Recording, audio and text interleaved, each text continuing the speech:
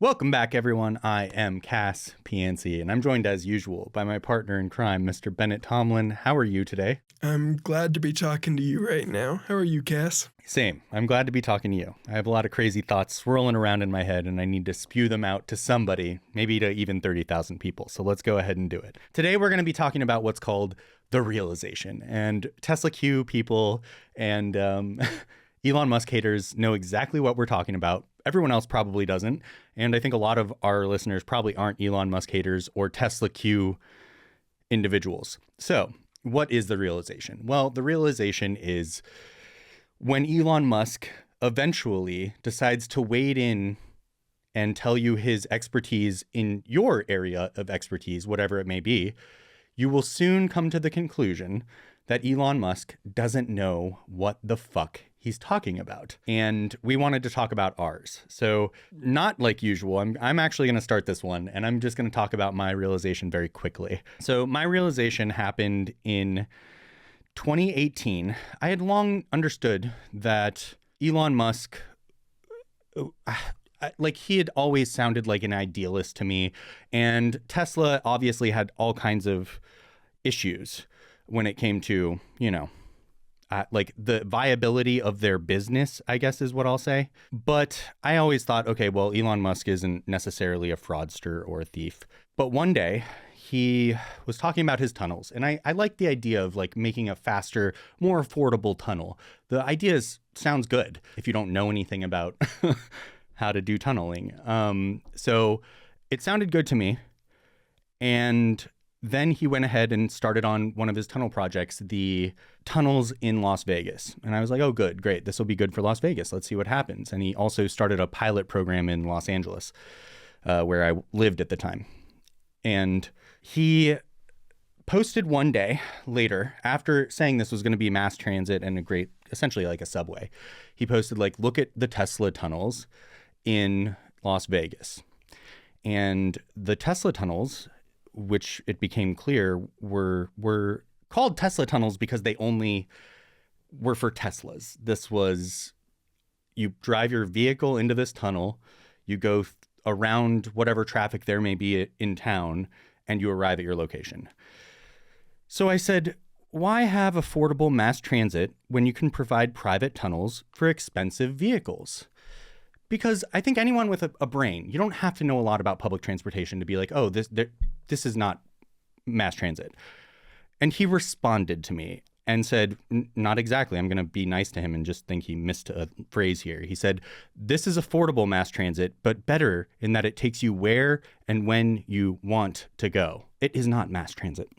It is private cars for private tunnels. And that's when I realized he was the monorail guy from The Simpsons, and that he was screwing everyone over. So that was my realization moment.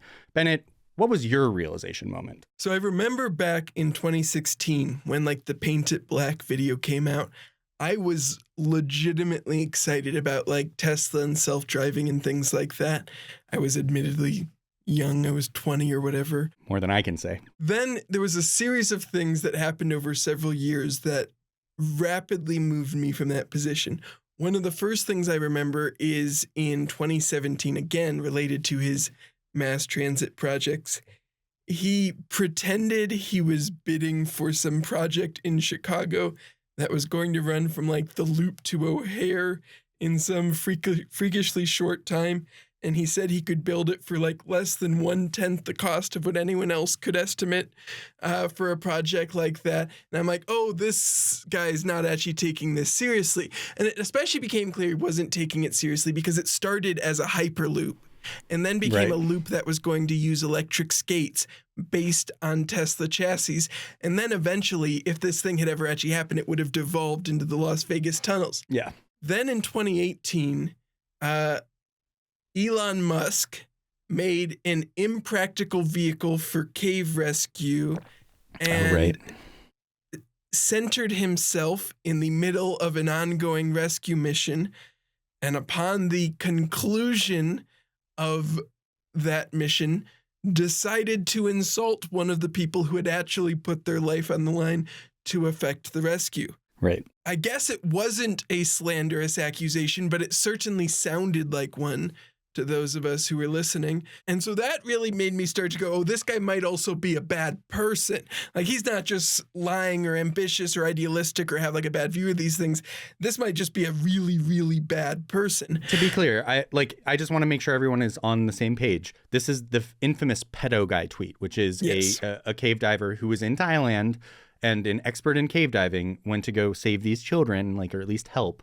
And Elon Musk had proposed a very stupid solution, and so he was an angry little troll. And then the moment that convinced me Elon Musk was going to be one of the arch villains of the like era of late stage capitalism we're in was 2019 Autonomy Day, which is when Elon Musk announced the robotaxi network.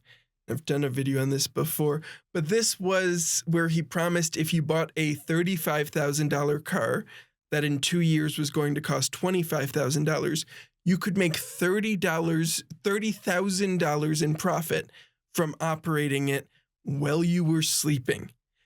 And like the implied returns from this type of project were larger than Madoff's Ponzi, were larger than Charles's Ponzi's original Ponzi, were like bigger than any other fraud I had ever looked at or considered. The scale of the lie was so massive, I went, oh, this guy is going for the high score. Whenever the next crash is, he wants to be the guy who loses the most and causes the most devastation. And like, so 2019 Autonomy Day is the day where I became radically like anti-Elon, because I'm like, this guy will say or do anything if he thinks it'll help him. And then since then, it's gotten just worse. Oh yeah, snowballing, for sure. Snowballing. I mean, he always has something to say about the media and journalists, something that you and I both know at least something about, and he clearly doesn't understand any of that. He certainly doesn't understand social media. I think that's been proven by how he's treated his Twitter acquisition. I also want to just give honorable mentions here while we're discussing this, because these are individuals we follow who... And one of them even a guest. But yeah, these are individuals we follow who have exposed Elon and have been doing it since they came to this realization. And that's Eric Roesch, who we've had on as a guest to talk about Elon's rockets and how SpaceX is just treated different than everyone else. Specifically, if you fail to enforce the regulations against Elon, all you do is you let Elon keep growing more and more powerful until eventually he kills all regulations. Yep. That was the thesis of that episode from like a year ago. Right. And it has proven to be quite accurate. And then we have Eric Niedermeyer, who I believe his realization was regarding charging stations, battery swaps. Battery swaps. Tesla qualified for a bunch of extra subsidies by advertising that they were going to do this new battery swap thing where you would pull up and in like 3 minutes or 5 minutes or something was like the promise, they would take the entire battery out of your Tesla, put another one in, and you would be able to drive away. And there was only ever like one station, and it only ever processed like 1 or 2 cars or something ridiculous, because obviously it wasn't like economical or practical to take like, you don't do an engine swap when you run out of gasoline, right? And like, I understand the batteries are not the engine, but like they're this major component of the car. The batteries are like the largest, most expensive part of the electric vehicle. And to be clear, China has actually implemented stuff like this. Like they have successfully... For smaller electric vehicles, like not with the same kind of capacity as Teslas, and without the batteries being integrated into the body in quite the same way like the Model S's were at that point. God forbid America pushes for smaller electric vehicles that have good range and capabilities. God forbid we were to ever do something like that. Anyway, so yes, China has implemented that. Obviously, Elon never could possibly do that. Then the last one I want to talk about, I think, is the one most people are probably familiar with because it is the most recent, I believe. I mean, outside of him completely immolating the government, but that is something far sillier and stupider, which is Quinn69 TV. We'll link to the video in the notes, in the show notes. But Quinn69 TV, a YouTuber, exposed Elon Musk because he is a Quinn is a player of Path of Exile 2. And he just, Elon Musk streamed it, and it was so obvious to him, to Quinn, that Elon Musk was cheating, was boosting his character with other players, that he had barely played the game at all. But here he was trying to show gamers that, no, I'm not only am I a gamer, I'm a pro gamer. I could be doing this if I wanted to be, which is absolute trite fucking nonsense. Like, the amount of hours he would have to put into is it Paths of Exile or Path of Exile 2, is that he would have to be devoting hundreds of hours, and then he ultimately admitted that he had not done this. So that is your account gets banned for that on Path of Exile 2. So it was clear that he was a liar and a cheater, and he got exposed just yet again. And I think the other moment, though I hope people in the comments put their own individual moments, but I think the other thing that a lot of people saw was when he started talking about, like, the software architecture of Twitter was a big one for a lot of people, because there were a lot of, like, software engineers and coders who had generically good opinions about Elon broadly just because of where they existed and the type of work they did, and then suddenly saw him saying nonsense about how the technical systems functioned, while claiming like he was going to improve it by taking steps they knew would make it worse. And like, Elon's real skills are creating a narrative around a futuristic sounding technology so he can raise money, and manipulating people so they don't realize that that's all he's doing. I want to, before we go, I just want to read one last thing. A friend of ours linked me to a Bonhoeffer essay, and I just want to share this with our audience. It's called On Stupidity, and I think it's really an important essay. I urge everyone to read it, and I'm just going to read from it really quickly. Stupidity is a more dangerous enemy of the good than malice. One may protest against evil. It can be exposed, and if need be, prevented by use of force. Evil always carries within itself the germ of its own subversion, in that it leaves behind in human beings at least a sense of unease. Against stupidity, we are defenseless. Neither protests nor the use of force accomplish anything here. Reasons fall on deaf ears.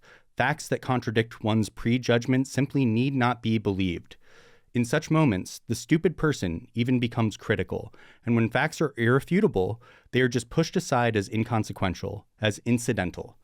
In all this, the stupid person, in contrast to the malicious one, is utterly self-satisfied, and being easily irritated becomes dangerous by going on the attack. For that reason, greater caution is called for than with a malicious one. Never again will we try to persuade the stupid person with reasons, for it is senseless and dangerous. There's a lot more to that essay, and a lot of it makes what Elon is doing make a lot of sense. So I just want everyone to go ahead and check that out if you have an opportunity. And while you're there, we'll drop a link for Cascoin.